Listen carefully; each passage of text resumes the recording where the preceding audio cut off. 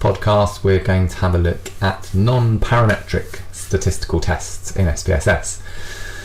Now, if you want to use parametric statistical tests, you are often confronted by a rather onerous list of assumptions that have to be met for those tests to be accurate.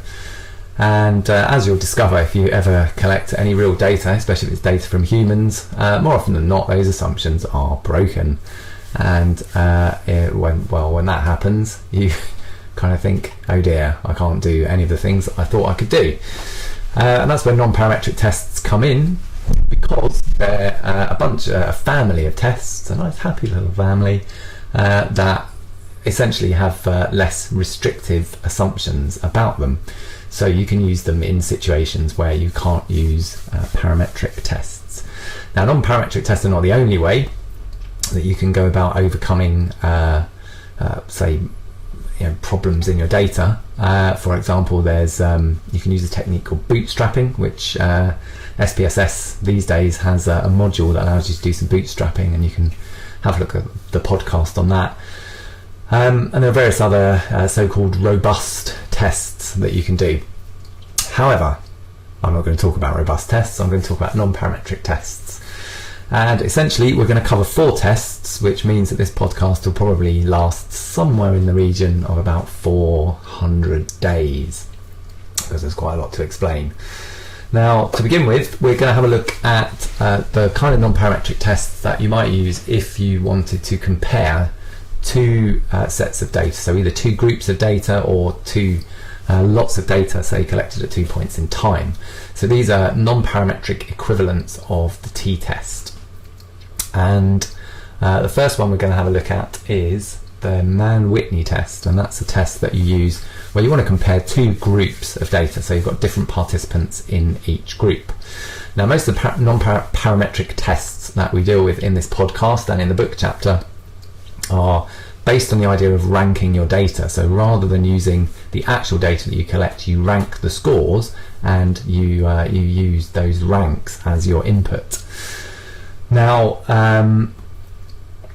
as everyone knows, after a hard day at work, there's nothing quite as nice as coming home and having a good rank. But unfortunately, that little pleasure is taken away from us by SPSS, because it does it all for us. So we don't have to rank our data.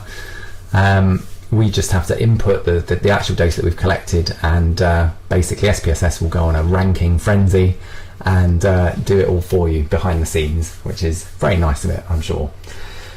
So the first data set that's used in the book chapter is about drug use. And essentially we're looking at the effects of two types of drugs. One is ecstasy and the other is alcohol. And what we're looking at is how that affects depression levels, because there's evidence around that alcohol and ecstasy can have a depressive effect. So don't do them, kids.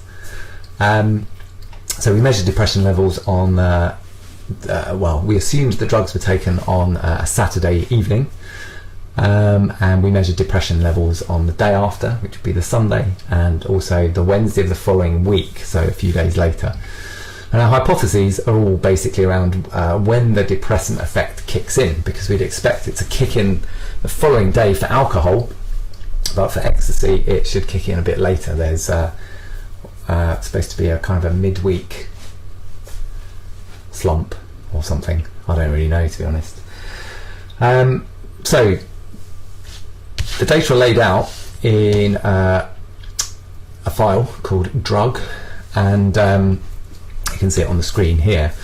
So the first thing to note is, as is almost always the case when you're entering data into SPSS, each row represents a case, or in this example it will be a person, but it could be a dog, a flea, a plant, whatever.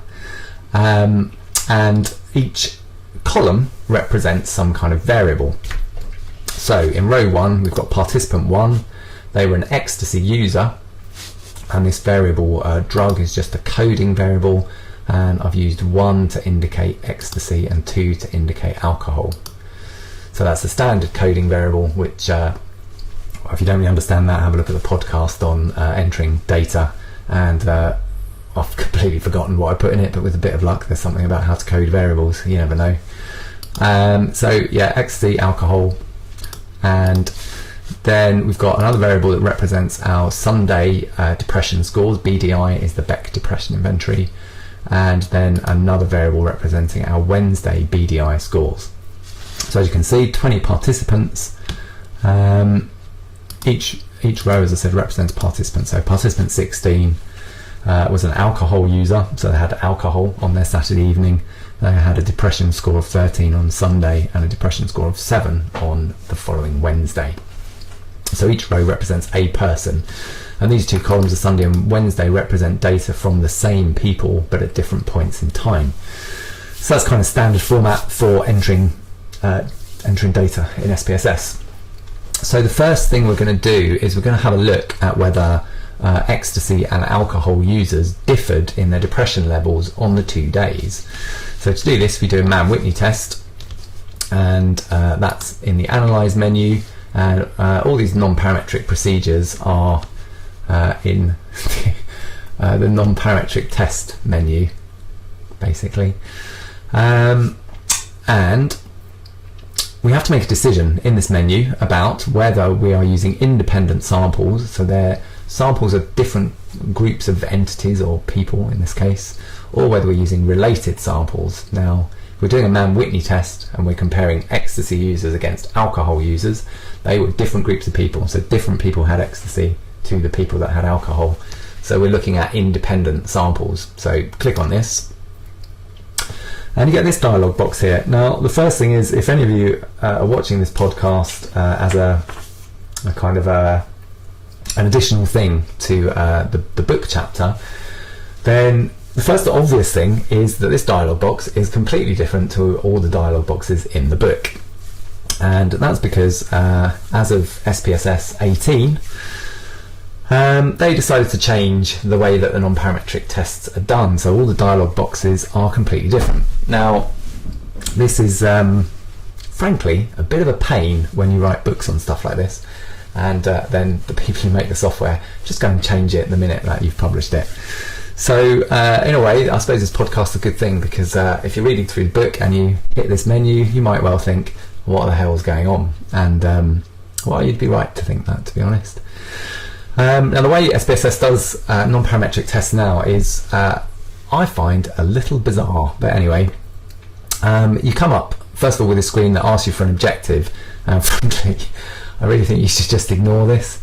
Well, you know, you don't have to ignore it if you don't want to, but I would ignore it. And then you've got this other tab up here that is fields. I mean, it belongs to me, obviously. And then you've got some settings up here. And, well, like I said, these dialog boxes are just completely different to what's in the book. Now, I think the idea behind it is, if you, well, your objective is well, to be honest, like I said, I just don't really understand. I would just ignore this. It makes no sense to me at all.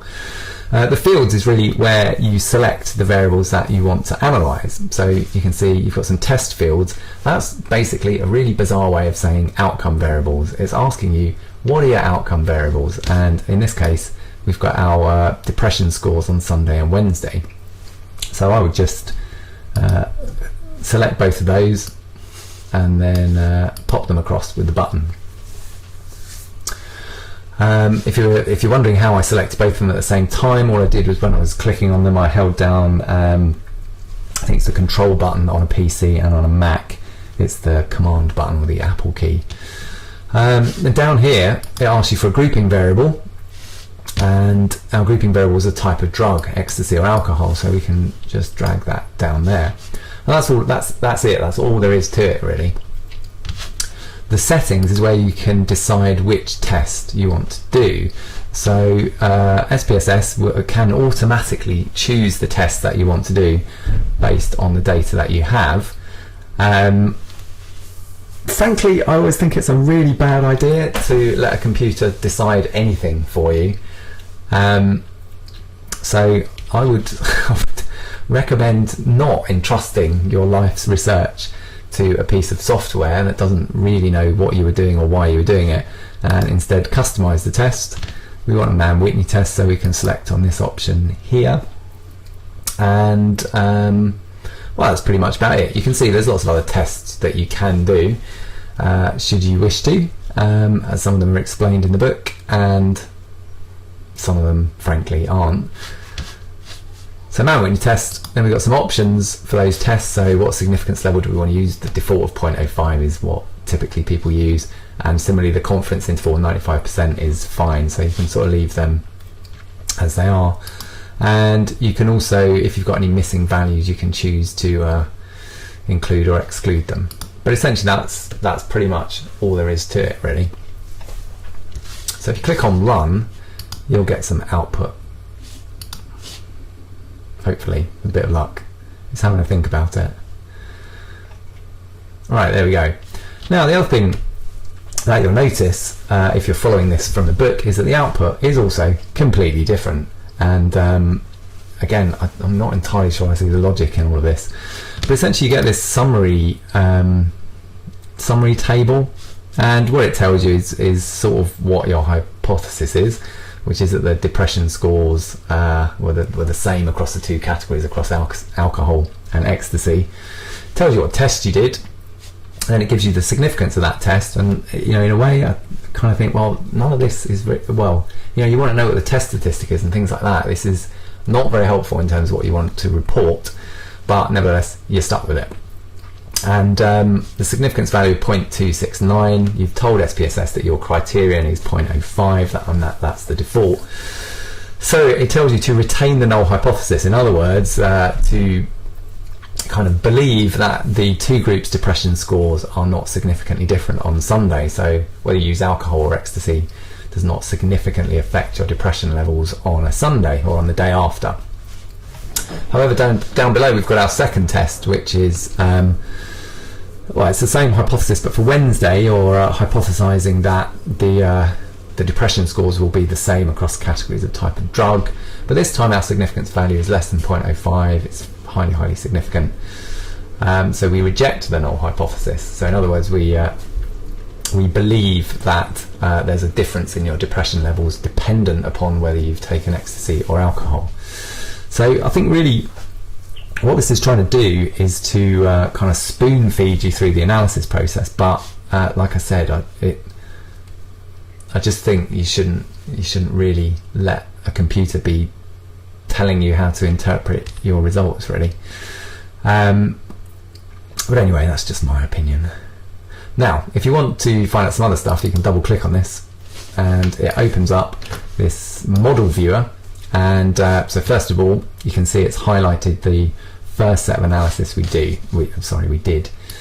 So this would be the Sunday scores.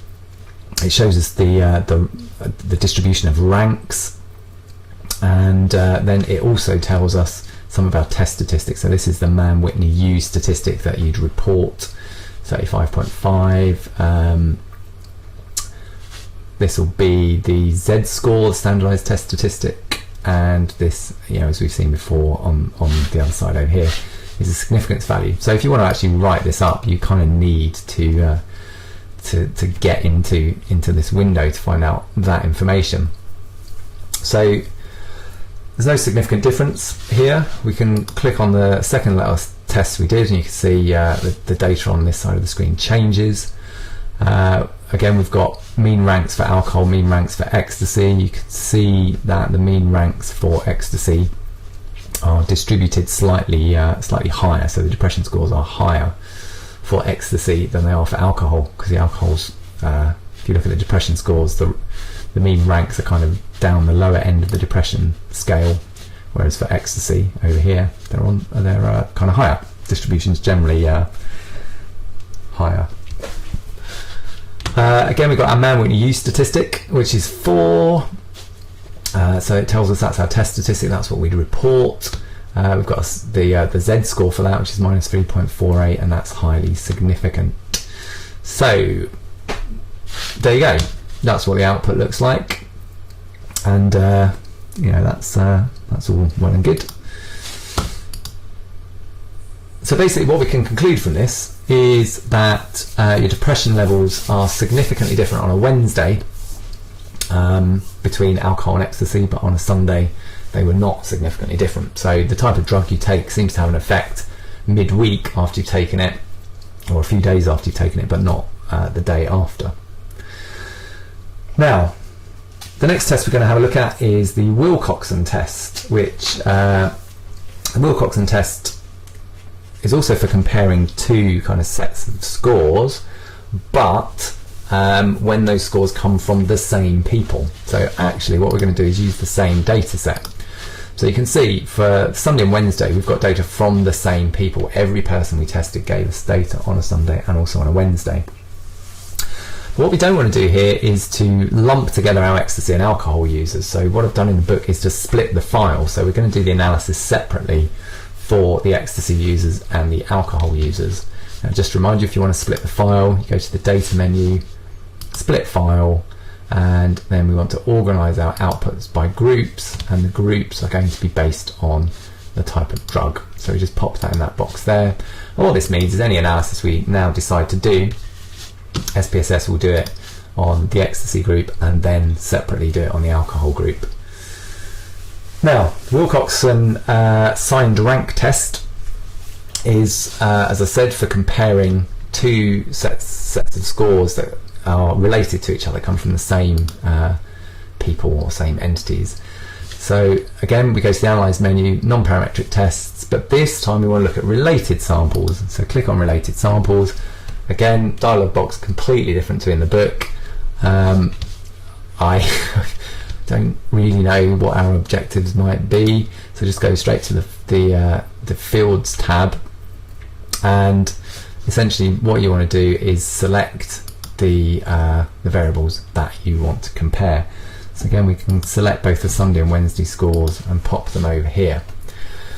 So helpfully there's a little information flag here that says if you want to run a test on two related samples, then select only two test fields.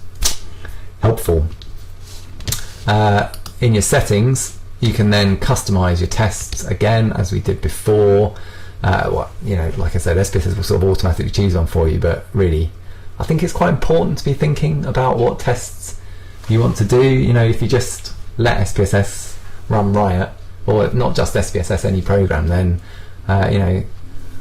you just what could happen? The world could end. It could run some completely bizarre analysis on it. Probably won't, but you never know. Why trust it? You never know what's going on in the computer. There are little people that live inside computers and they make bizarre decisions. They ruin your careers by analysing your data incorrectly. So we customise our tests, and this time we want to ask for a Wilcoxon match pair signed rank test. Like I said before, there's lots of other tests you can do around here. I'm not going to talk about any of them because I don't know anything about them. Test options, same as before. Set a significance level so that SPSS can helpfully interpret your data for you, and set a confidence interval, but these defaults are absolutely fine. And again, you've got the user missing value thing, whatever. Anyway, so right, there you go. Chosen the Wilcoxon test, press run, and then we'll get some output for it. So because we've split the file, we get two little summaries now. You can see here this is a summary for the ecstasy users, this is a summary for the alcohol users. And again, what SPSS does is it tells you what your null hypothesis is, because clearly you don't have a brain and you won't know what your null hypothesis is unless SPSS tells you, and that's that your depression scores are basically the same on Sunday and Wednesday. Tells you what test you've done, or what test it's done. I mean, in this case we selected our own test, so we probably don't need it to tell us what test we did, but I guess if you've done the whole SPSS go away and do a test for me, it would probably be quite useful to know what it had done, possibly. Then tells you the significance value 0.012, that's less than 0.05, so it says woohoo, reject the null hypothesis. So we know that there is a significant difference between depression levels on Sunday and Wednesday in the ecstasy users. Now, if we want to know more about this, again, we double click it, we get this summary window here. This is a graph which shows positive differences and negative differences. We can see there weren't any negative differences, which is why there are no blue bars on here at all. So they're all positive differences, and that in a way is useful for interpretation, because positive difference just means it tells you down the bottom what it's done basically. So BDI on Wednesday minus BDI on Sunday. So what that means is if the depression scores were higher on Wednesday than Sunday, you'll get a positive difference. And that was the case in 8 out of 10 people. They were more depressed on Wednesday than Sunday, and there were 2 people where their depression levels were the same, so they had ties. What do we have down here? We have a test statistic, which you would need to report for 36, the Z-score standardized test statistic, which is 2.5, and then the significance value that we already know about. So that's all well and good. Having a look at our alcohol group now. Again, it tells us our null hypothesis, which basically the the depression levels would be the same on 2 days, more or less. Tells us it's done a Wilcoxon sign rank test. This is also significant because the significance value of 0.047 is smaller than 0.05. So again, we can reject the null hypothesis. We can say that depression levels were significantly different on 2 days. Double click it to find out what's going on, and you can see here now we have got some blue bars, and these represent negative ranks. So these are situations where people were more depressed on Sunday than Wednesday, and I'm not actually sure what colour that is, but anyway, they're positive differences.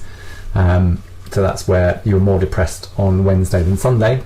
So you can see a lot more often people were more depressed on Sunday than Wednesday than the other way round. So in other words, this significant effect reflects the fact that after alcohol people were more depressed the day after than they were midweek.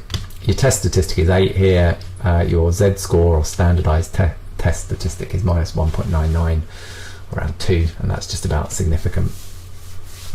So they're the first 2 tests that we're covering in this podcast.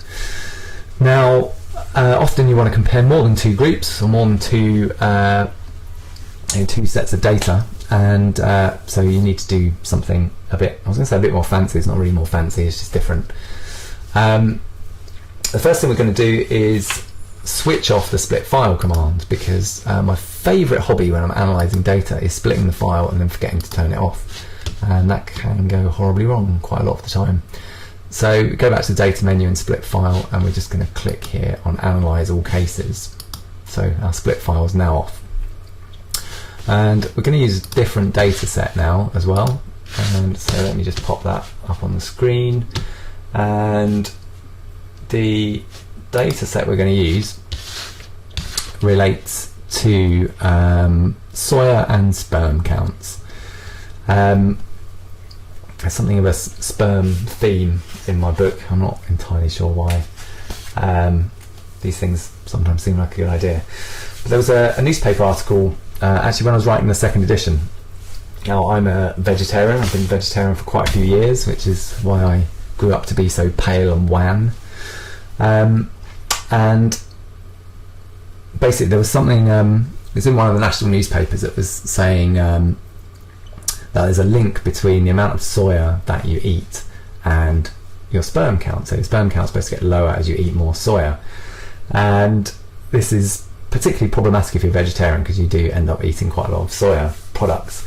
So I immediately kind of thought, oh dear, that's not very good, because I eat soya, and there might come a day when I need my sperm count to be adequate, you never know. So I thought, let's completely fabricate an example based on this. So if I wanted to do because often when I read the newspaper and I see things like that, I just start thinking, well, if I wanted to test that experimentally, what would I do? and then I don't bother actually doing it. I just make up some data and stick it in a textbook instead.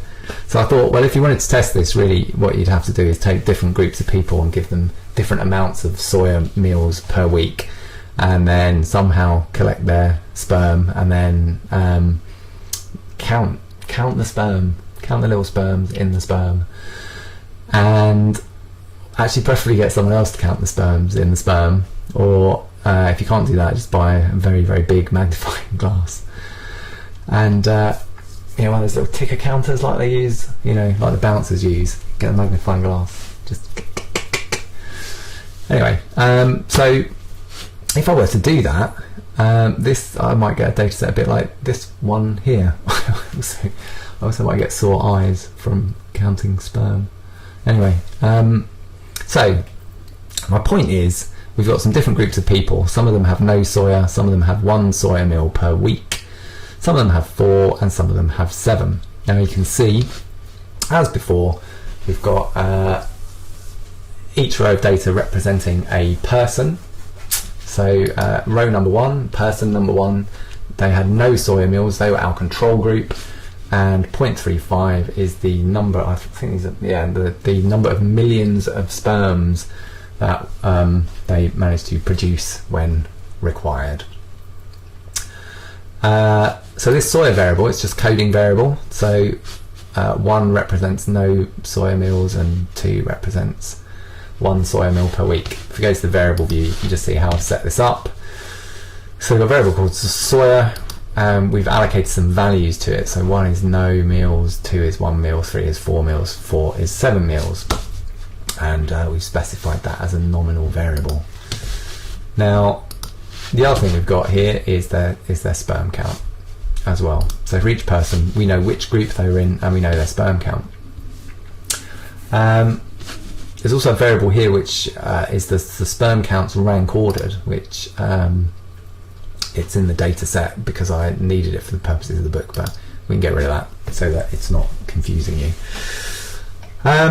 So if we want to do a test on this to see whether sperm counts differ across the groups, across the people who ate different amounts of soya, then again it's straight to the analyze menu, non-parametric tests, independent samples. Again, we've got different groups of people having different amounts of soya in their diet, random first window, which I don't like, and then back to here again. So this is exactly the same really as the Mann-Whitney test. So our outcome variable, or our test field as SPSS likes to call it, is sperm count. So let's drag them over there, and down here it's asking us for our grouping variable. So this is the variable that specifies how many soya meals people had, and we can just pop that down there as well. Then in the settings tab, again, well, we can get it to automatically pick a test, but let's actually go to the trouble of clicking a few buttons and ask for a Kruskal-Wallis. Now the other thing you can do here is ask for some multiple comparisons, which I've got a feeling in the version of SPSS I was using for the book you can do that. You can also, if you're expecting a kind of an ordered shift, which actually we might be here, so the more soya you eat, the lower your sperm count is, you can ask for a Jonquier Terpstra test, which is it's basically a trend analysis. In fact, we should do that. So click on that, and it asks us for, well, let's not do the multiple comparisons, but it asks us whether we're expecting whether the order is smallest to largest or largest to smallest. Test options, as before, it's just to set the significance level, and all the defaults are fine. So let's run that. And basically we should get some output, hopefully. Where is it? Oh, there it is. So we've got some output here, and again there's two models reported, and one of them is our Kruskal-Wallis test and the other is our Jonquier test. So the Kruskal-Wallis test, this is basically testing, well, it tells you the null hypothesis is that the sperm count is going to be roughly the same across the groups. And because our significance is less than 0.05, we can reject that hypothesis, and it actually supports our alternative hypothesis, which was that sperm count has an effect. So we double click on this. Actually, before we do that, we've also got the Jonquière test down here, which tests whether there's kind of a trend in the data. So as the amount of soya that you eat sort of went up across the groups, was there a sort of linear increase or decrease in sperm counts? And again, that's significant. So basically there is some kind of trend in the data. So double click on this and you can see for our Kruskal-Wallis test we get some nice box plots of the data, which is quite handy for interpretation purposes. And these are the mean ranks, and you can see like the distribution of ranks as well. Excuse me. So our test statistic is 8.66, 3 degrees of freedom, and that's the significance value. So all well and good, there's significant effect. Now, what we can also do down here is look at the pairwise comparisons that we asked for. And here we get a nice little picture that looks a tiny bit like a kite. And this is all the, basically, this is, spit it out field. This is all the groups compared to all the other groups. So, for example, 7 soya meals versus 1 soya meal, test statistics, standard error, and significance value. So there's a significant difference there between 7 meals and 1 meal. There's a significant difference here between 7 meals and 4 meals. There's a significant difference between 7 meals and no meals. So basically, 7 meals compared to all the others, there's a significant effect. If you look at the difference between 1 and 4 meals, that's not significant. 1 and no meals, not significant. And if you look at 4 and no meals, also not significant. So the significant effects seem to be in having 7 meals.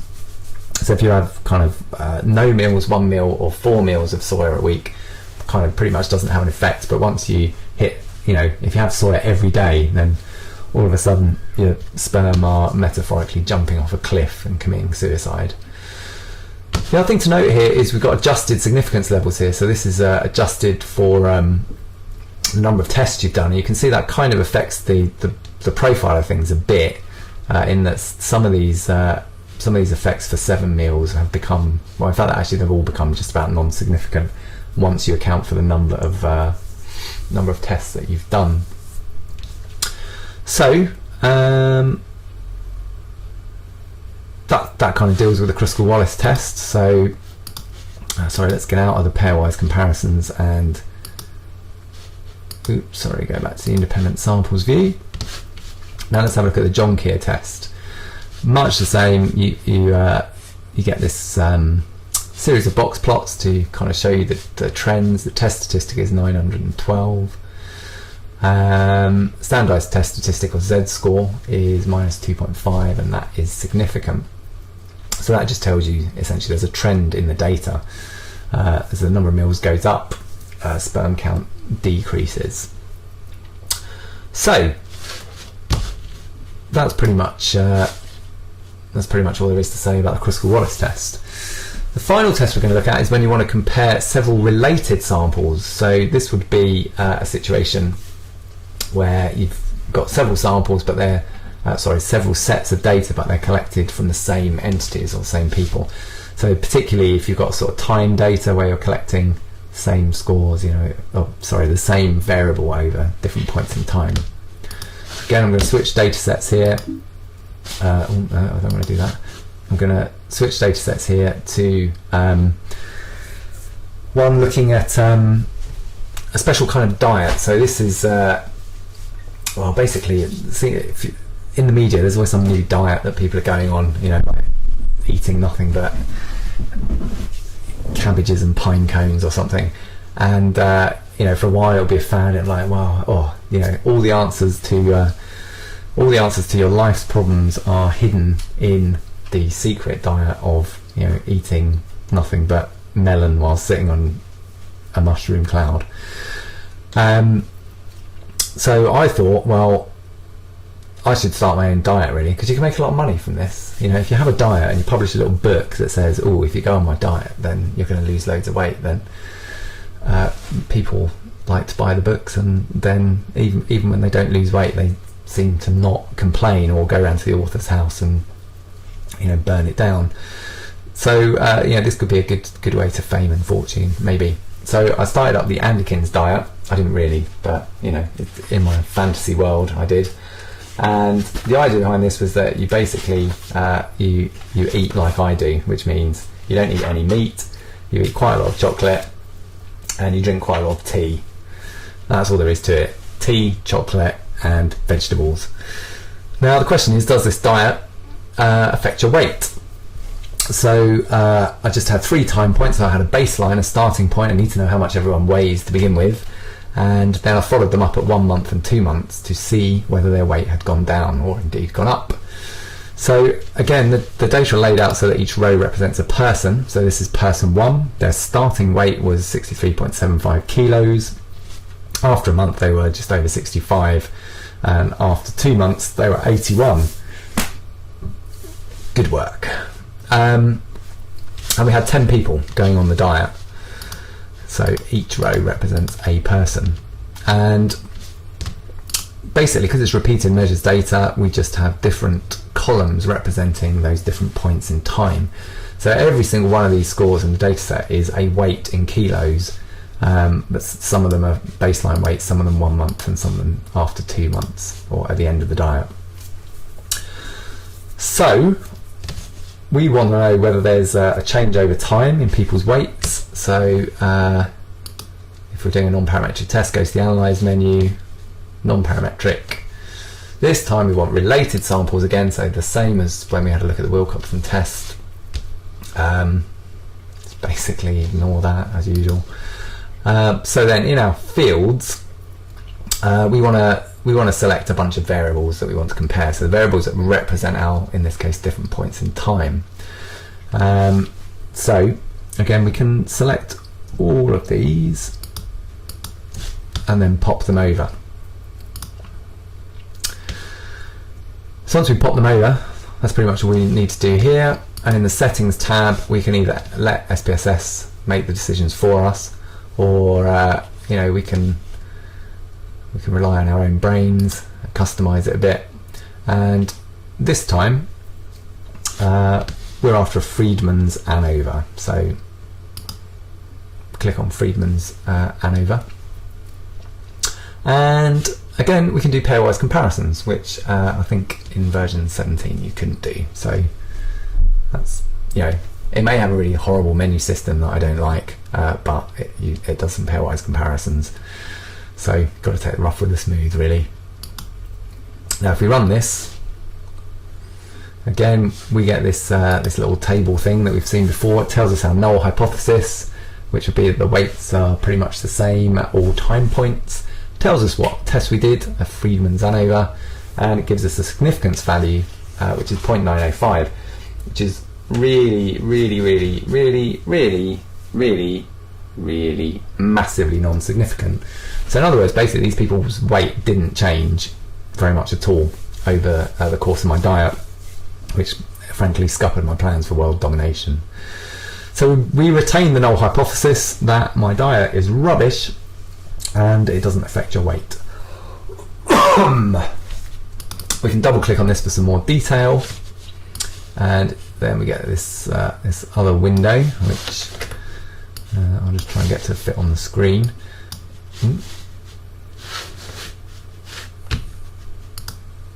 Right, there we go. So we get this other window here, and again basically we've got our different groups here. So weight at the beginning, sorry, not different groups, different time points, the weight after 1 month and the weight after 2 months, and it shows the distribution of ranks at those 3 time points, which you can see is the mean ranks are not very different at all. So our test statistic is 0.2, degrees of freedom is 2, significance is 0.905. Now because we don't have a significant main effect, we don't really need to look at the pairwise comparisons, but it's worth noting if you click on this view tab down here and go to pairwise comparisons, it does actually tell you that it didn't perform any because the overall test was not significant. So you know, just in case you were going to go and do some anyway, it forbids you, basically. It says no, stop doing that. So right, sorry, let's go back to the related samples view. So no significant effect here, and that's pretty much it. So in this podcast we've had a look at four non-parametric tests: Mann-Whitney, Wilcoxon, the Kruskal-Wallis, and lastly the Friedman. And yeah, that's all there is to say, really.